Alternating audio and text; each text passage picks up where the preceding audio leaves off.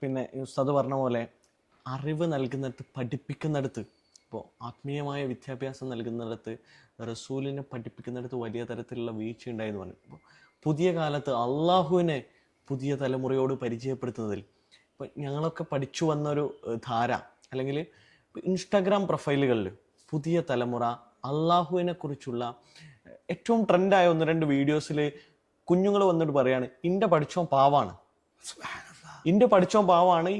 ഏറ്റവും അള്ളാഹുവിനെ ചേർത്ത് നിർത്തുന്ന തരത്തിലേക്ക് ചെറിയ കുട്ടികൾ റീൽസ് ഇടുന്ന തരത്തിലേക്ക് ഒരു തലമുറ അള്ളാഹുവിനെ സ്നേഹനിധിയായി സ്വീകരിക്കാൻ തയ്യാറായ ഒരു തലമുറ. പക്ഷെ ആ തലമുറയിലേക്ക് അള്ളാഹുവിനെ പ്ലേസ് ചെയ്തത് അള്ളാഹു നരകം തരുന്നവനാണ്, അള്ളാഹു ഭീകരനാണ്.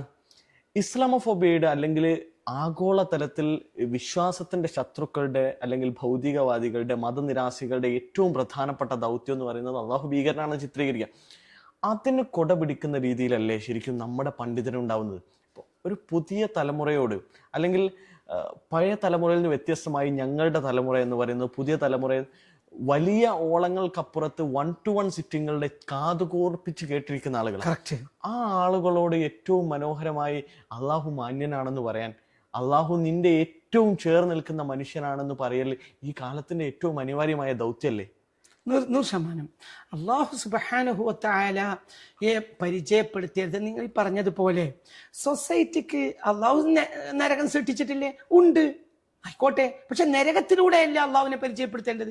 അപ്പൊ ഖുർആനിൽ 114 തവണ അള്ളാഹു, സർവേശ്വരനായ അള്ളാഹു, ആ സർവേശ്വരനായ അള്ളാഹുവിനെ ഖുർആനിൽ 114 സ്ഥലത്താണ് ബിസ്മില്ലാഹിർ റഹ്മാനിർ റഹീം എന്ന് പരിചയപ്പെടുത്തിയത്.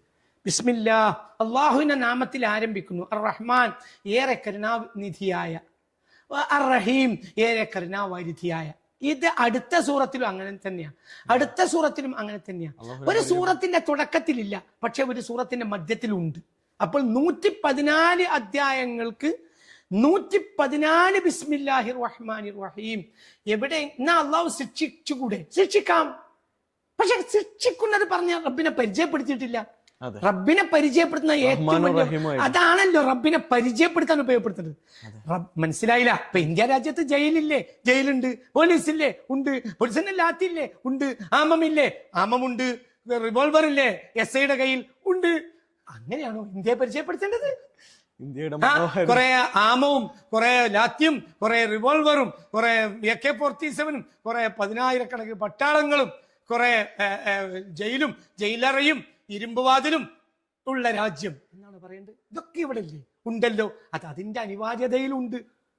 പക്ഷേ ഇന്ത്യ എന്ന് പറഞ്ഞാൽ നമ്മൾ എന്താ? ലോകത്തെ ഏറ്റവും സംസ്കാരമുള്ള രാജ്യം, ലോകത്തെ ഏറ്റവും വലിയ ആതിഥേയത്വത്തിന് ലോകത്തെ കേളികേട്ട രാജ്യം, ആരെയും സ്വീകരിച്ച രാജ്യം, നന്മയുടെ വിശാലമായ രാജ്യം, സ്നേഹത്തിന്റെ പർദീസയായ രാജ്യം. അങ്ങനെയാണല്ലോ അല്ലേ നമ്മൾ സ്വയം പരിചയപ്പെടുത്തുന്നതും അങ്ങനെയാണ്.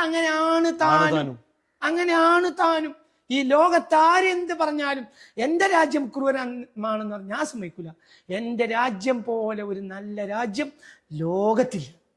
അപ്പൊ അള്ളാഹു, നീ സർവേശ്വരനായ അള്ളാഹു, അവൻ തന്നെ പഠിപ്പിച്ചു എന്നെ കരുണ കൊണ്ട് പരിചയപ്പെടുത്തണം. കാലത്തിനനുസരിച്ച് വ്യത്യാസങ്ങൾ വരും, സൊസൈറ്റിയുടെ സംവേദനക്ഷമതയിൽ വ്യത്യാസങ്ങൾ വരും, കാഴ്ചപ്പാടിൽ വ്യത്യാസങ്ങൾ വരും.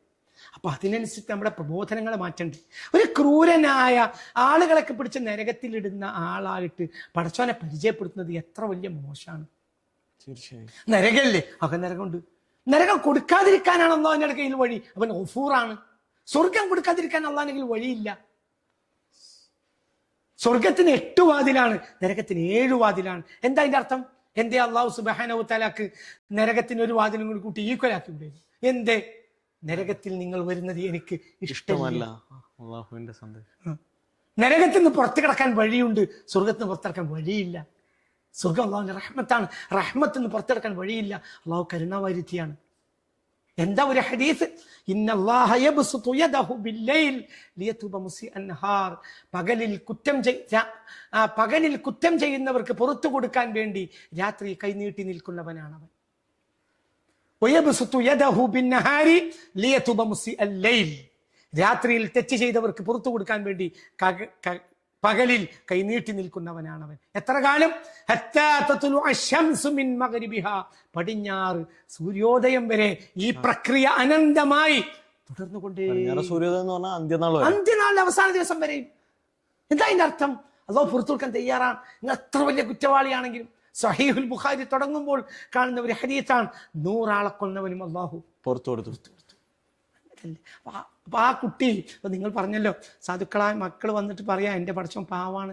പാവം എന്നത് അത്രയും കാരുണ്യമുള്ളവനാണ് അർത്ഥത്തിൽ ആ കുട്ടിയാ പറഞ്ഞ വാക്ക്. അതാണ് കുട്ടിക്ക് മനസ്സിലാവും. എന്റെ റബ്ബിനെ പിണക്കാൻ എനിക്ക് പറ്റൂല. ആ കുട്ടി കള്ളുടിക്കൂല. നിന്റെ റബ്ബിന് കള്ളുടിക്കുന്ന ഇഷ്ടമല്ല. ഓ, അത്ര കരുണുള്ള എന്റെ റബ്ബിന് ഇഷ്ടമല്ലെങ്കിൽ എനിക്കത് വേണ്ട. അതല്ല, നിങ്ങൾ പുതിയ യൂത്തിനോട് നിങ്ങൾ കള്ളുടിച്ചാൽ നരകം കിട്ടും എന്ന് പറഞ്ഞാൽ അവർ ഉടനെ പറയാ അതാക്കൻ നരകല്ലേ, നമുക്ക് എന്ത് വേണ്ട രൂപത്തിൽ കൈകാര്യം ചെയ്യും. ഓരോ കാലഘട്ടത്തിൽ നമ്മുടെ കാഴ്ചപ്പാടുകൾക്ക് വ്യത്യാസപ്പെടുന്നതിനനുസരിച്ച് പ്രബോധനത്തിനും വ്യത്യാസം വരുത്തേണ്ടതുണ്ട്. ഇപ്പൊ 316 ക്ലാസ്സുകളാണ് അള്ളാഹ് ക്ലാസ്സുകൾ ഇവിടെ തുടങ്ങിയത്. ഒരു നിലക്ക് ഈ ഒരു ആശയം സമൂഹത്തിൽ എത്തിക്കാൻ വേണ്ടിയാണ് ഈ അള്ളാഹ് ക്ലാസ്സുകൾ മുഴുവൻ. കാരുണ്യവാനായ റബ്ബിനെ പരിചയപ്പെടുത്തുക. ഒരുപക്ഷെ ആ ഒരു ദൗത്യത്തിന്റെ വിജയമായിരിക്കണം ഒരു തലമുറ ഇങ്ങനെ പറഞ്ഞു തുടങ്ങിയ. ഒരുപാട് ആളുകൾ അങ്ങനെ പറയുന്നത്. ഇപ്പൊ ഉസ്താദിന്റെ തന്നെ ഇൻസ്റ്റാഗ്രാം പ്രൊഫൈലില് ഏറ്റവും ലേറ്റസ്റ്റ് ഷെഡ്യൂൾ ഇവിടുത്തെ കുട്ടികൾ പോസ്റ്റ് ചെയ്താന്ന് തോന്നുന്നു. മറ്റുള്ള വീഡിയോകളിൽ നിന്ന് 313 ക്ലാസ്സിൽ അള്ളാഹുവിനെ എന്തിന് നരകത്തിൽ നിന്ന് മനസ്സിലാക്കണമെന്ന ചോദ്യമുള്ള ആ ക്ലാസ്സിന് റീച്ച് കൂടുതലാ. ഇൻസ്റ്റാഗ്രാം ജനറേഷൻ എന്ന് പറയുന്നത് 25-ന് താഴെയുള്ള. സത്യമാണ്. അതെ, 100 ആളെ കൊന്നവനും മാപ്പ് കൊടുത്തിട്ട് സ്വർഗത്തിലാക്കിയ പടച്ചോനെ നമ്മൾ നരകത്തിൽ എന്തിനാ മനസ്സിലാക്കുന്നത്? ഭയപ്പെടേ വേണ്ട. അള്ളാഹുവോടുള്ള സ്നേഹം കൊണ്ടാണ് നമ്മൾ അള്ളാഹുവിനെ സ്വീകരിക്കേണ്ടത്.